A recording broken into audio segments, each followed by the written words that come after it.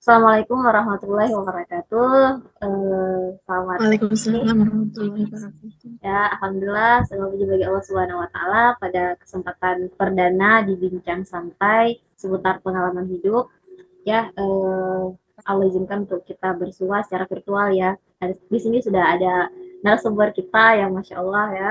Eh, Semoga nanti program ini bisa jalan secara rutin dan bisa memberikan manfaat bagi para pendengar semuanya dimanapun berada. Nah, baik, langsung aja kita sapa narasumber kita yang sudah bersama kita. Assalamualaikum Kak Ufa, gimana kabarnya Kak? Waalaikumsalam warahmatullahi wabarakatuh. Alhamdulillah baik. Lupa gimana? Alhamdulillah baik juga. Nih, jadi nama nama kita sama ya Kak. Jadi waktu Iya, eh, pas di pesantren, karena nama kami sama, jadi manggil sama. Ufa M, Ufa S gitu ya Kak. Iya. Kami Ulfa S. Dan saya Ufa M gitu. Nah, jadi mungkin sekilas tentang narasumber kita yang pada kesempatan ini udah membersamai kita. Nama beliau adalah Ulfa Sumayyah, SE, lulusan dari Sri Tazkiyah. Terus sekarang kegiatan apa namanya aktivitasnya sebagai IRT dan juga freelance. Status telah menikah dan memiliki seorang anak ya kak. Iya, Pengalaman organisasi pernah aktif di LDK Al Institut Istiksut bacanya dia. Al Iktisad. Ya. Istiksut Sri Tazkiyah sebagai wakil ketua divisi Anissa dari tahun 2017 sampai dengan 2018. Nah, mungkin langsung Ya. aja nih, kita bakal ngebahas pada bincang santai perdana kali ini, kita bakal ngebahas tentang ibu rumah tangga emangnya bisa apa aja sih. Jadi sebagai ibu rumah tangga kita juga sebenarnya bisa menjadi ibu rumah tangga yang produktif, menjadi ibu rumah tangga yang nggak cuman mengurus seputar anak ataupun suami gitu, tapi juga ada kegiatan lain yang bisa kita lakuin supaya kita juga bisa produktif gitu ya kak, benar gitu kan.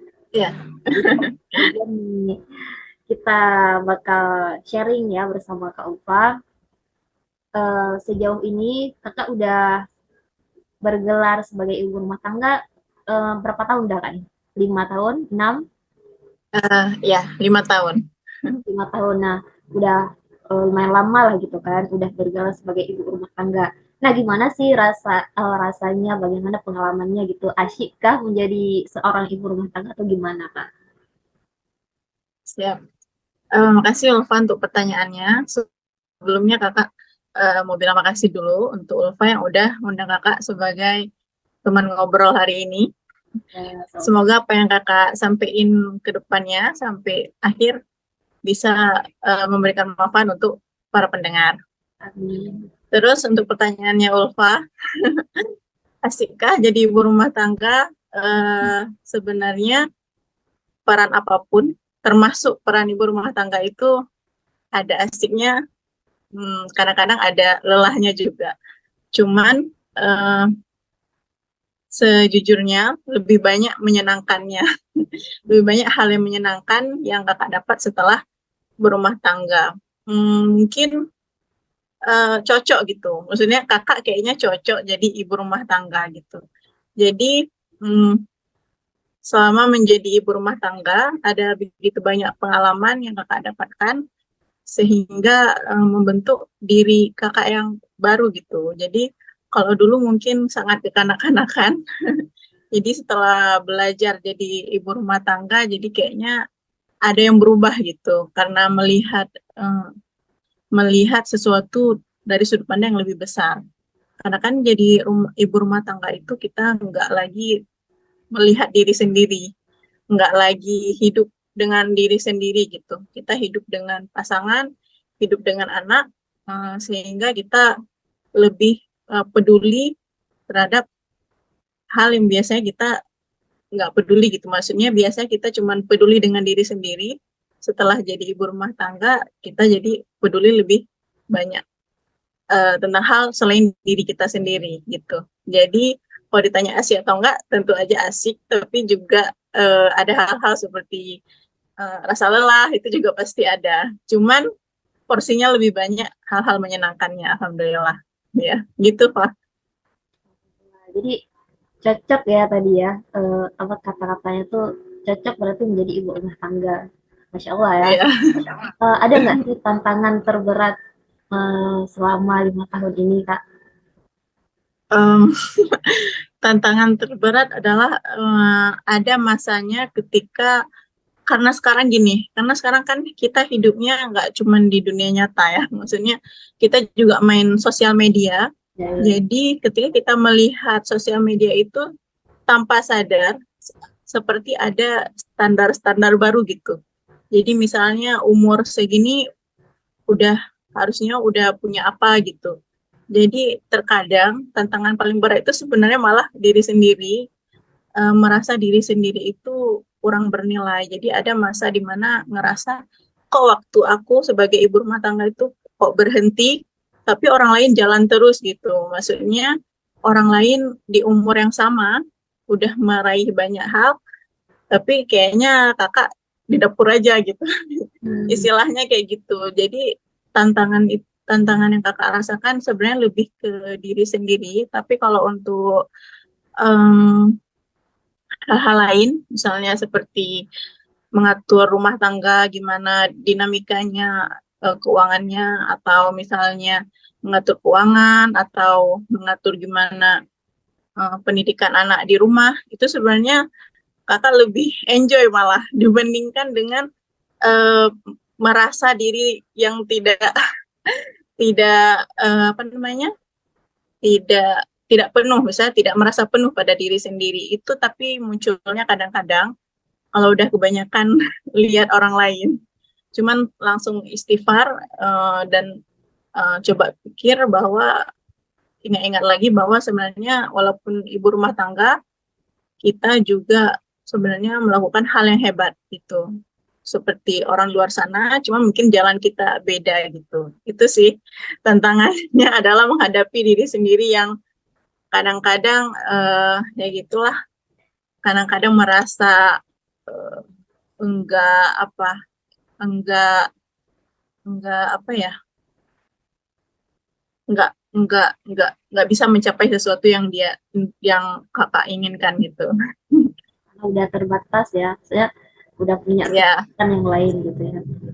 iya Eh, betul jadi betul. dari situ mungkin kakak terpikir untuk menjadi lebih produktif walaupun sebagai ibu rumah tangga gitu. Apa kira-kira yang kakak lakukan Iya, untuk bisa jadi lebih produktif? ya, jadi karena perasaan-perasaan kayak gitu terus muncul, ngerasa kurang terus, ngerasa eh, rendah gitu kan. Jadi yang kakak lakukan adalah mencoba terus punya mimpi yang pertama. Jadi kakak terus punya mimpi, walaupun udah punya, jadi ibu kakak mau apa ya, tetap ingin melanjutkan mimpi kakak. Salah satunya adalah menjadi seorang penulis. Walaupun Hmm, dalam perjalanannya itu nggak mudah. ya, ya. Udah beberapa penerbit, tapi alhamdulillah belum keterima. Mungkin kalau keterima malu juga dibaca. Ya insya Allah ada apa namanya, ada momen lain ya. Kakak berharap satu saat itu akan datang, walaupun belum sekarang. Tapi untuk menghilangkan rasa uh, kecilnya diri ini adalah terus berusaha, walaupun pelan-pelan. Terus selain itu, kakak juga coba jadi freelancer ya. Jadi memperkerjakan diri sendiri ya. Karena kenapa jadi freelancer? Karena kakak rasa itu adalah pekerjaan yang sangat fleksibel. Jadi waktunya bisa kakak pilih sendiri dan kakak bisa tetap fokus di rumah gitu. Itu yang pertama. Jadi kakak freelancer di bagian penulisan seperti penulisan artikel di website individu maupun perusahaan maupun lembaga. Kemudian juga menawarkan jasa sosial media. Jadi seperti perencanaan konten, terus desain konten sampai jadi pengelola pengelola pengelola sosial media seperti misalnya menjadi admin. Terus freelancer, eh, terus jasa lain yang kakak tawarkan adalah membuat desain seperti desain undangan, dan flyer lainnya. Ya itulah kerjaan freelancer yang kakak lakukan sekarang untuk mengasah skill dan untuk tetap semangat, untuk tetap belajar produktif sekaligus ya kesenangan diri sendiri lah kayak kalau ada uang sendiri dan merasa lebih bernilai dan uh, penuh aja sama diri sendiri. Itu sih, Fah. Jadi sekarang selain sebagai ibu rumah tangga, kakak juga menjadi freelance gitu ya. Atau pekerja Iya, benar. lepas ya, pekerja lepas yang fleksibel, Iya, kayak kita apa ya, kayak kita bangun perusahaan sendiri gitu ya kak. iya, benar, benar, benar. Nggak ada Jadi bosnya, nggak ada karyawannya. kita yang ngatur waktu kita, kita yang Iya, semua itu kita yang buat gitu ya.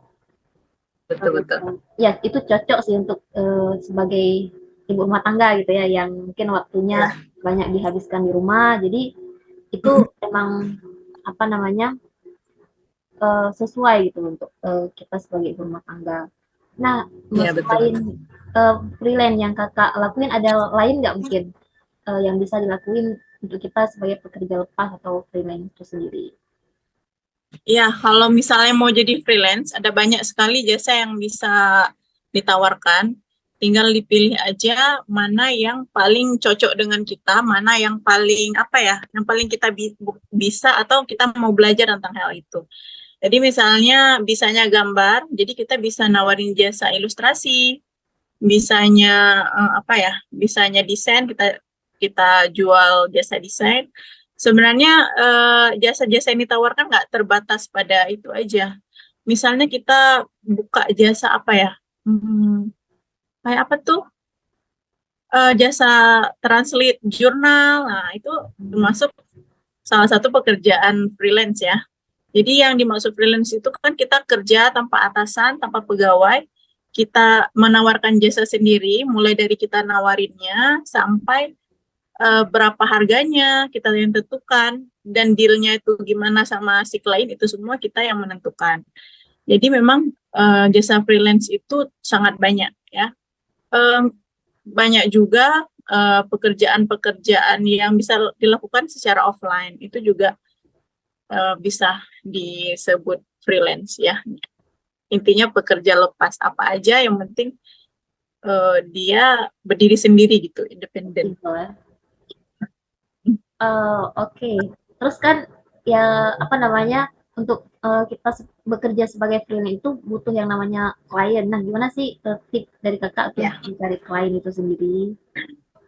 Nah, kalau tips dari kakak, kakak sebenarnya dapat banyak klien itu dari relasi, ya. Itu dari relasi banyaknya.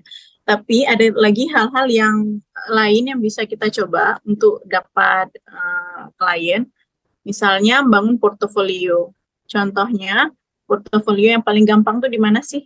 Yang paling gampang tuh bikin aja di sosial media. Misalnya yang mau kita tawarkan adalah jasa ilustrasi buku anak gitu. Jadi kita mau menjual jasa gambar-gambar untuk buku anak. Jadi kita tinggal gambar-gambar ataupun nampakin portofolionya di sosial media seperti di Instagram, di website. Itu salah satu contohnya membangun portofolio lewat media sosial. Lalu setelah itu kita juga bisa cari-cari kerjaan di beberapa situs website. Ada banyak ya. Nanti boleh kakak kirim link-linknya itu. Terus bisa juga cari lewat LinkedIn. LinkedIn itu banyak sekali lowongan kerja yang bisa kita dapatin. Jadi kalau mau cari di LinkedIn berarti kita bagusin dulu profil LinkedIn-nya, terus kemudian cari di situ dan drop CV di sana. Nah itu sih. Jadi bangun portofolionya, terus cari lewat media sosial itu kan. Jadi nanti biasanya orang yang butuh itu dia hubungin sendiri. Nah, terus nanti paling kalau misalnya kita mau bangun portofolio di media sosial, kita paling iklanin atau ya dibuat semenarik mungkin sehingga banyak yang datang gitu. Terus ya kalau kayak kakak juga bisa relasi, jadi cari-cari nanya-nanya, kalian ada yang butuh ini nggak? Butuh didesain nggak sosmednya gitu kan? kalau ada ya alhamdulillah gitu. Cuman kakak karena memang walaupun bekerja sebagai freelance, kakak sangat membatasi pekerjaan yang diambil. Kadang-kadang sebulan bisa cuman dua proyek aja gitu. Karena memang ada hal lain yang dikerjakan. Jadi, oh ya, belum diceritain. Jadi selain freelancer, kakak lagi mencoba bangun YouTube. Jadi YouTube edukasi untuk Oh iya. anak. Jadi boleh di subscribe ya. Ya. Apa namanya Kak? YouTube-nya namanya Ulfa Sumaya, masih nama sendiri. Ya, jadi di situ mau coba ya itu. Jadi sekalian cari cuan, sekalian asah skill dan memberikan manfaat kepada banyak orang. Sekaligus ngajarin anak sih sebenarnya. Jadi sekalian ngajarin, sekalian belajar edit, belajar desain. Ya, jadi sebenarnya itu sih, Pak. Memang kita harus cari sesuatu yang bisa membuat kita jadi lebih produktif gitu ya Kak. Ya, Nggak benar-benar. cuma menunggu ilham datang gitu ya. Jadi kita harus berusaha. Ya.